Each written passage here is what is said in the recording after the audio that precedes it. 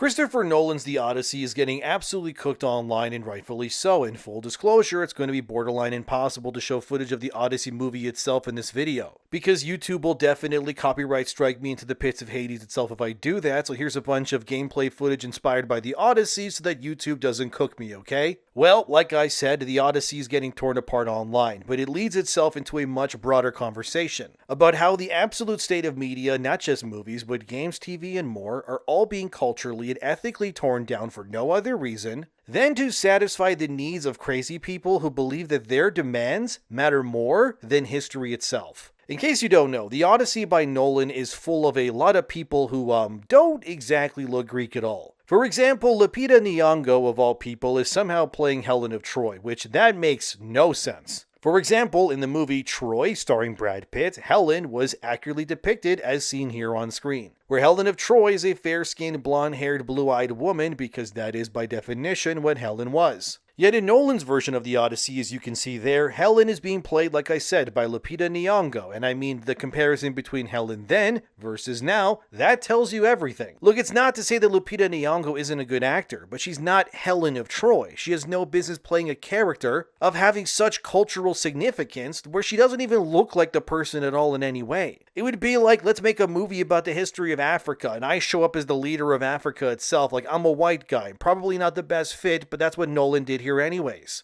It's not just Lupita as Helen that's got people mad, which is understandably stupid already. It's that Nolan has twisted The Odyssey as a concept to such a degree that it no longer represents what it was meant to be in the first place. As Geeks and Gamers reported here, Nolan has specifically requested that there will be no orchestral score in The Odyssey's music because the concept of an orchestra never existed during the time of The Odyssey as a story, which in and of itself, that's actually a really cool idea, right? Well, how do you score a movie when orchestras didn't exist? That seems like an actual interesting challenge to hear, no doubt. Yet on the flip side, Nolan has again decided to pull a stupid because while the orchestras can't exist, rap music apparently can. As Daily Jang reported here, Nolan has confirmed that Travis Scott, of all people, will be playing a Greek character as well in this movie. While it's not 100% confirmed the name of Travis Scott's character, we do know officially that he will be playing a Greek bard who will rap a song in The Odyssey. The rumor is that he'll be playing Demodocus, a blind bard who performs for King Alcinous in the original Odyssey story. In case anyone denies that Travis Scott is being involved, here's a direct HD screenshot of Travis Scott himself in the Odyssey trailer, so that cannot be denied. The guy is 100% in the movie playing some sort of bard, or again, he could be Demodocus, I don't know. Either way, it's ridiculous. Because Nolan is going to such lengths to not have orchestral music because it did not exist during the events that are being depicted. But we're just going to draw the line at rap music existing during ancient Greece because he wants to work with Travis Scott again, like he did in Tenet, I guess? What are we doing, right? This entire thing kind of stinks of media manipulation. I mean, Nolan defended his casting choice of Travis Scott, where he said this during an interview with Time magazine. I cast Travis Scott because I wanted to nod towards the idea that this story has been handed down as oral poetry, which is analogous to rap. The entire thing just kind of stinks. It just sounds like Nolan is taking something that is inherently Greek in every way, which it is, and then turning it into a globalist propaganda stunt for peer recognition. I mean, for God's sakes, right? The trailers even show characters like Robert Pattinson's role, as Geeks and Gamers reported here, to use words like daddy, unironically, in this film script. Terms that,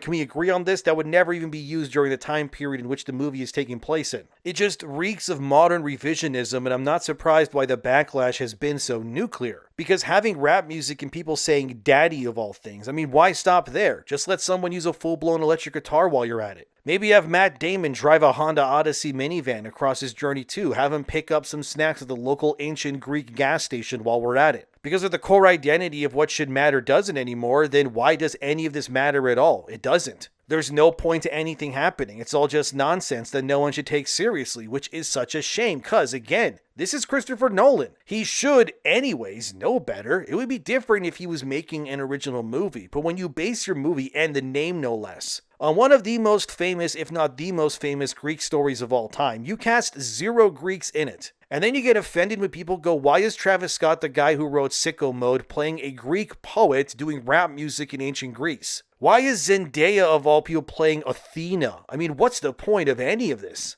The only reason why any of this must be happening the way that it is, for me anyways, it has to be obvious. It's for award season. Because you see, before the 2020s happened, things like diversity quotas, they didn't really exist. You could make a movie starring whoever you wanted, and you could still get nominated. However, in recent years, the Academy Awards, which host the Oscars, of course, has changed their rules as to what can or cannot be nominated when it comes to award season. Don't believe me? Alright. Here's the official quota written on the official Oscars.org website as what can or cannot be included for awards, as it reads here. The Academy of Motion Picture Arts and Sciences representation and inclusion standards for Oscars eligibility in the Best Picture category are designed to encourage equitable representation on and off screen to better reflect the diverse global population. Submitting a confidential Academy Inclusion Standards form raise and meeting 2 out of 4 of the standards will be required for the film to be eligible for Best Picture consideration. In addition, the film must complete the Best Picture expanded theatrical run criteria to qualify. One of the standards that need to be met is, as it reads here, lead or significant supporting actors from underrepresented racial or ethnic groups.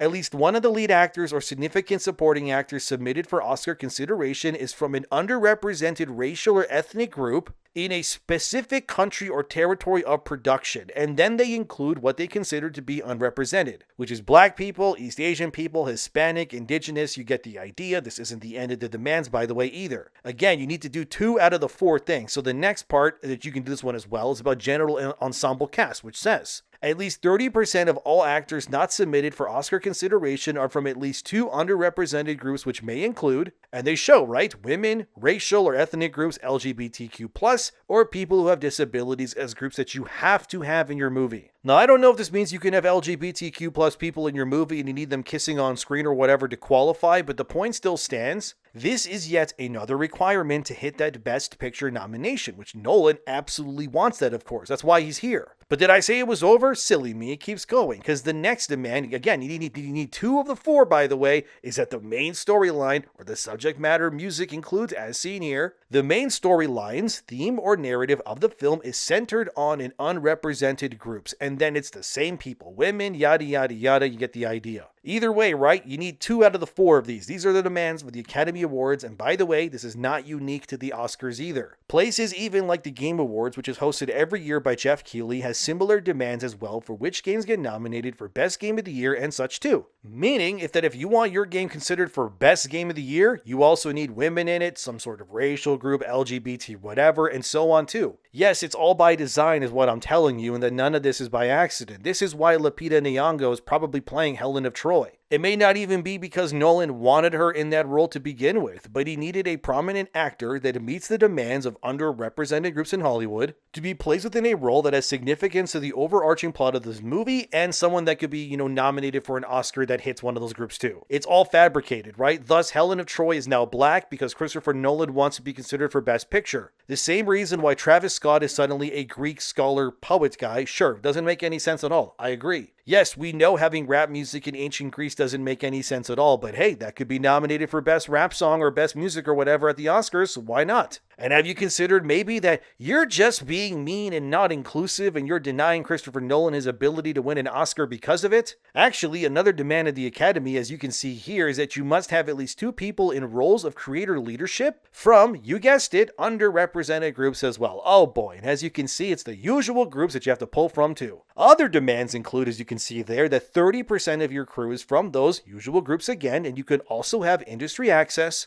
or internship opportunities that are also, from the same groups as well. Okay, that's it. Just kidding, I lied. Look at this. You can also have representation in development, marketing, publicity, and distribution. All the same usual suspects again. Are you starting to see what's going on here, guys? Nothing is real. It's all by design. Everything you consume, right? Movies, games, whatever. It will all be pigeonholed into looking and thinking and feeling the exact same way, or the directors or whatever won't get their awards from wherever they want them from, which will make them feel legitimized or something. It's almost as if the movies being made now, like the Odyssey, aren't even being done because these directors even want to make these movies. They're just, I mean, let's just say it, right? They're just vehicles for awards. They just want their Oscars. No matter how much history or believability they need to break, it needs to happen. This is why everything you see has the same politics and messaging pretty much. Even in games, it's the same way. Everything needs to adhere to the global monolith or they get shafted. Is it really any wonder in terms of a game like Hogwarts Legacy that scored in the high 80s on Metacritic and was the best-selling game the year that it came out, also didn't get any awards or even nominations come that season? It's because the games industry hates J.K. Rowling and her beliefs. So they cannot, no matter how much Hogwarts Legacy panders to whatever they want, to be able to get any awards, no matter how good or popular the game was, which was very, because everyone in games media, TV, movies now too, they are all held captive by the same belief systems and demands.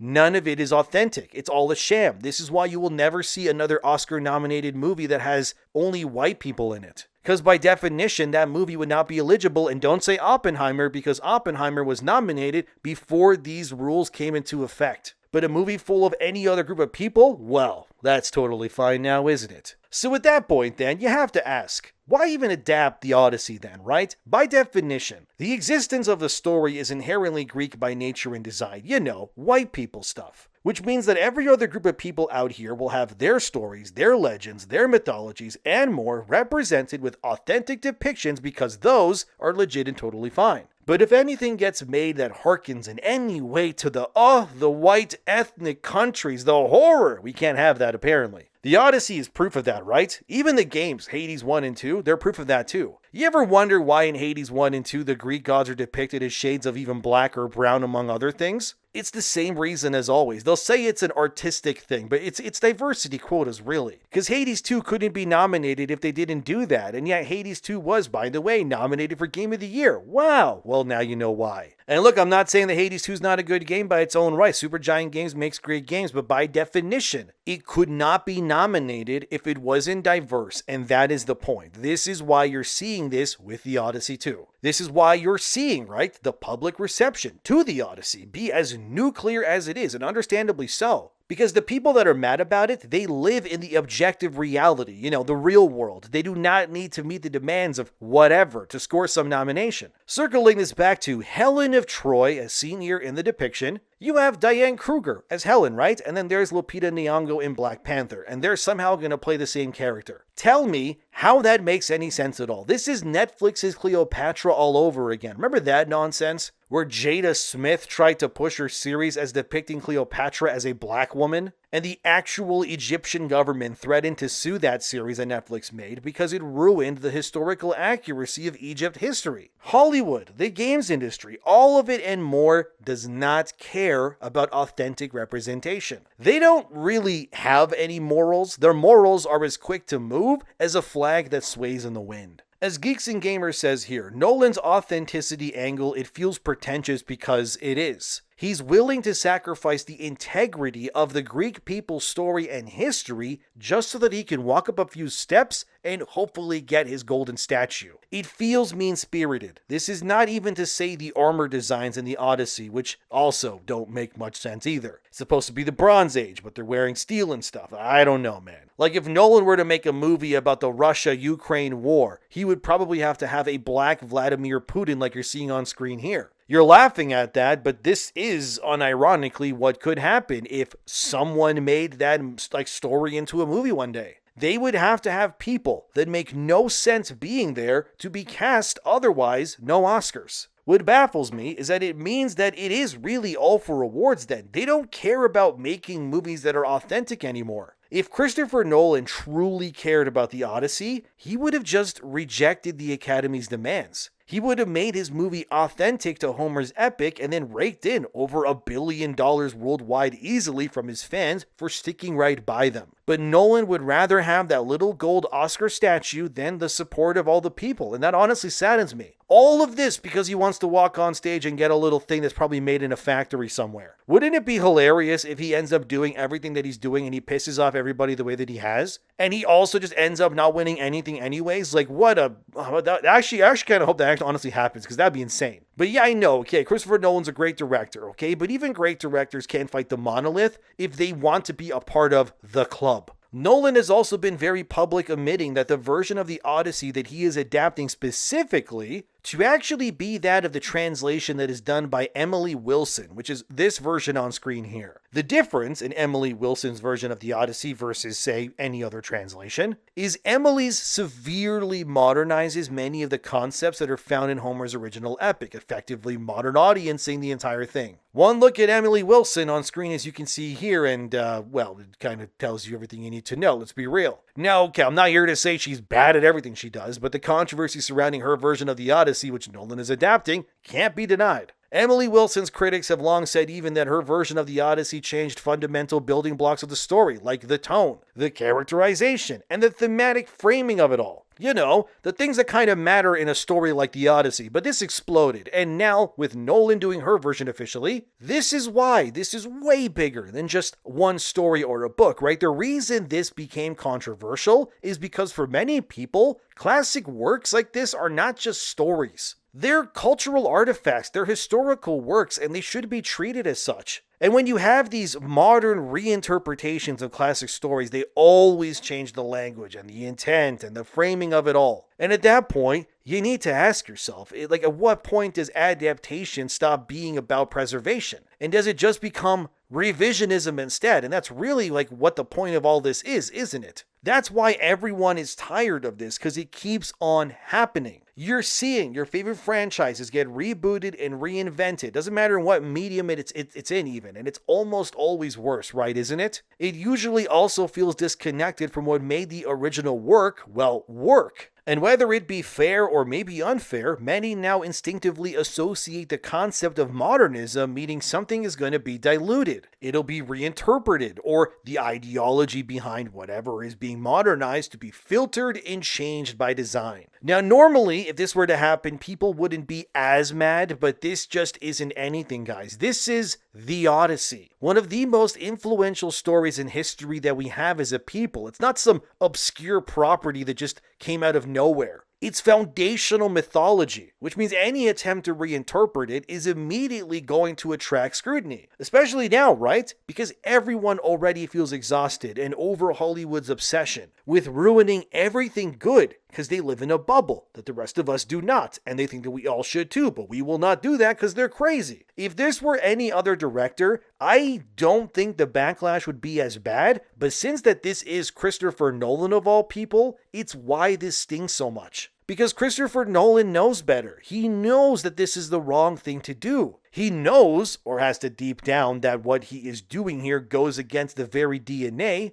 of what he, as a director, has been known for. Everyone is hoping that Nolan will respect the spirit of Homer, but let's be real. This will likely just become another modern prestige reinterpretation designed only for award circuits and industry validation, and nothing more. And whether people want to admit it or not, modern Hollywood absolutely operates inside a prestige ecosystem. I mean, I just showed you how you can't even get nominated unless you jump through all of these hoops like you're a trained monkey. Now, while not every creative decision maybe will feel cynical, this is because we all cynically perceive modern entertainment to almost always be done in bad faith, because the same patterns keep repeating constantly. And again, it's the same thing in video games too, right? The AAA industry increasingly chasing prestige in ways that feel eerily similar to Hollywood, doesn't it? Because they want that award appeal. They want the institutional recognition, while all people really want is strong gameplay, memorable characters, and experiences that don't talk down to them. And that is why you have this disconnect. It's impossible to ignore now, but that's the real issue, right? Because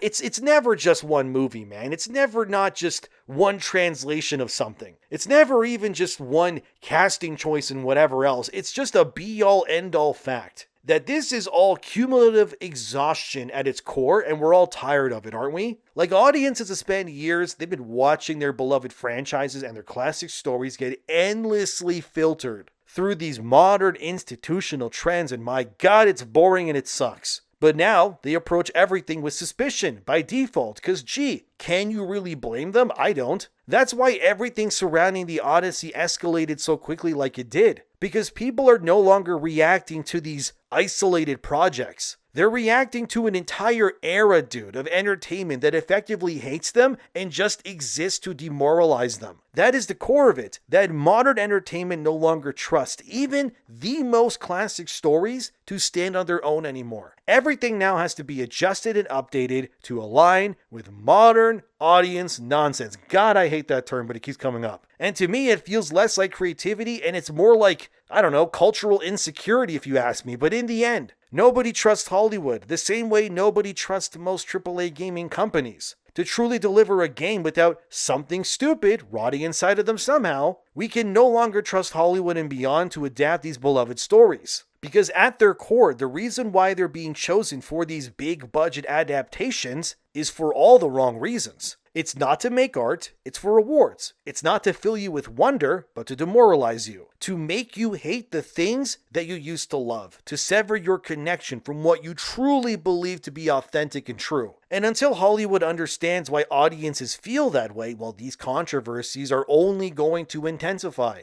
Because the greatest stories in human history survived for centuries for a reason. They didn't need corporate validation. They didn't need modern prestige framing. They connected with people through timeless themes and authentic storytelling. And maybe the real lesson Hollywood keeps missing is that audiences still want that authenticity now more than ever. But what do you think? Let me know. Subscribe if you'd like to. I know something different from me. Let me know if you want more of it. Thanks for being here, and I'll see you guys next time.